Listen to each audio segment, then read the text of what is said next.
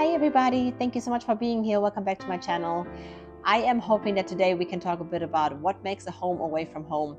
It can definitely be super tricky to start over. If you're moving to a new city, a new country, new continent, there's always going to be new traditions, new festivals, and you will leave behind those that you love, your childhood friends, your high school friends, your family, your cousins, your grandparents, whatever it is. And I'm hoping to give you a bit of an insight and useful tips and tricks on how we adapted to life in California as Germans that moved here a few years ago. My name is Desiree, and my husband and I are both from Germany. We moved to the San Francisco Bay Area about 10 years ago. We have 2 kids and a dog, and we live pretty close to the beach in a small coastside town, which we absolutely love.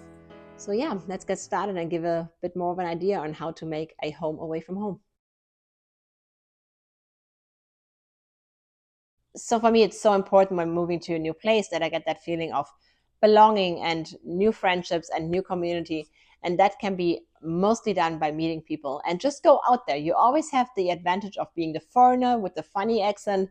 Everybody wants to know your story. This is your time to try and invest in new friendships. I know it's not those lifelong friendships that you left behind, but you can have a chosen family in a new country, in a new city. It will take time, it will take work, but you can definitely get there. And as soon as you have that group of people established, you will feel so much more at home and so much more like you belong. And it will take away a lot of that loneliness, that lonely feeling of I'm sitting around, I don't know what to do. Let me call my friends. Oh no, they're sleeping. It's the time difference, whatever it might be. So just get out there and try to meet people as soon as you can.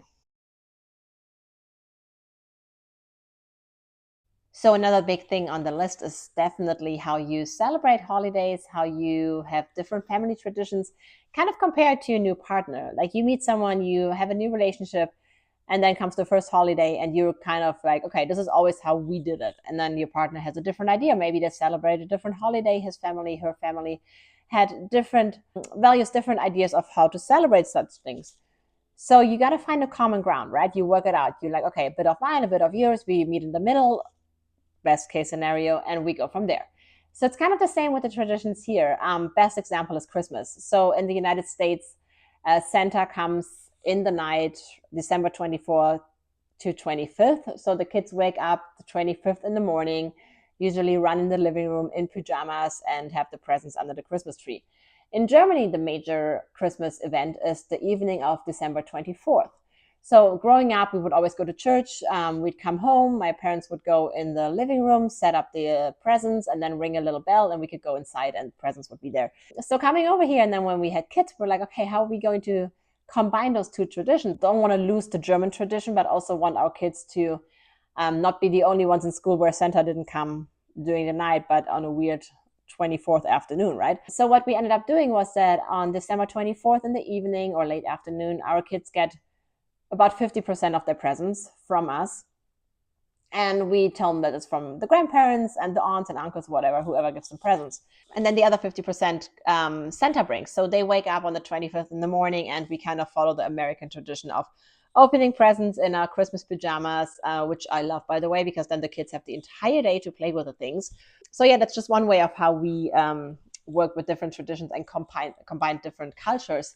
Or we just celebrated St. Patrick's Day. I've never in my life heard of St. Patrick's Day in Germany. Maybe it was just the area where I'm from, but it's not a thing over there at all. Where here, nobody ever heard of St. Nicholas Day. So what we do, we still celebrate St. Nicholas Day.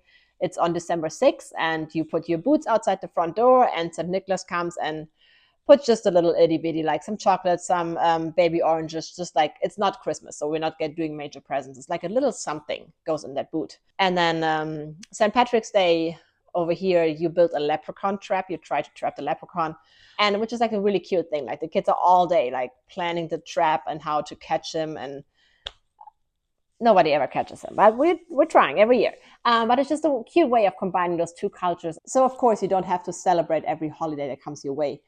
But I think that being in a new country and celebrating new traditions with your new friends, with your chosen family, definitely will help you getting a better sense of belonging and a better sense of being part of the community than just ignoring every new thing that might come your way and sticking with the old one.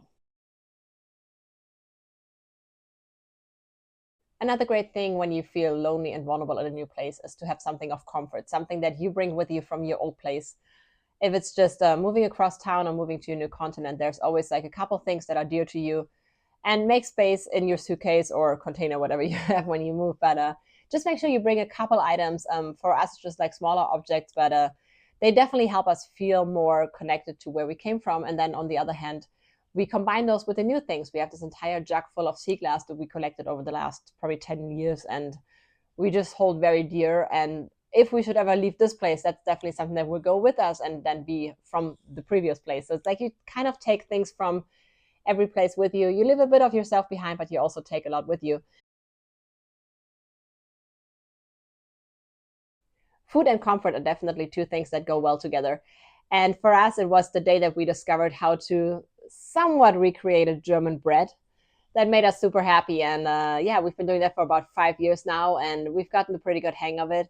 But if there's this one recipe that you crave and that you miss from home, try to just like create it where you're at right now. Just source the ingredients. Sometimes it can be a bit tricky to get certain items, but get that one dish down that you crave from home, that you know you've had growing up, that you really miss. Neither my husband or I are from Bavaria, but somehow we ended up, I think it was 4 years ago that we did it for the first time, ended up throwing an Oktoberfest for our friends and neighbors. And it's just like a fun way for us to make German dishes once a year, like a big batch of pretzels, which is funny because I think my husband never went. I went once years ago. But just like a fun way, like German beer and all the fun things, some brats. As same with like when there's the World Cup or the European Soccer Championship, we definitely will have people come over and just watch the games together. So if there's something that is like big in your country, just have people over. Just ask them if they want to come. Usually, especially Americans, are super open to different cultures, especially like parties from different cultures. So no matter where you're from, if there's something that you can somewhat create and have people over, just expose them to your culture and teach them more about where you came from, definitely a great idea. I grew up with like European sports, right? So soccer and all the things that are big over there, but I never in my life knew a single baseball rule or football or whatever they have in the country that you move to. But for us, like just a few years back, we went to our first baseball game, football games, and all the things. Now our son, he started playing t-ball, which is the little boy version of baseball. So since then, I've of course gotten into like all the baseball things and terminologies. But it's just like an interesting way that like you learn so many new things, and you get to, even as an adult, get exposed to things that you thought you would never even know what the thing is called that the people sit in and watch baseball. It's the dugout. So I think I'm going to end this video here, but just keep in mind why you even moved to the place. Why did you relocate? If it's for work, for family, for friends, a relationship, whatever it might be, it comes with challenges, but it's absolutely worth it. And just spend some time looking for friends, try and find a good group of people, bring the old tradition with the new tradition, get some comfort food, do whatever makes you happy, and whatever is the culture that you're in, try and submerge yourself into that culture and just learn more about the place where you're at. And I really hope that you will have a great experience. So thank you so much for watching. Like and subscribe, and I'm looking forward to seeing you in my next video.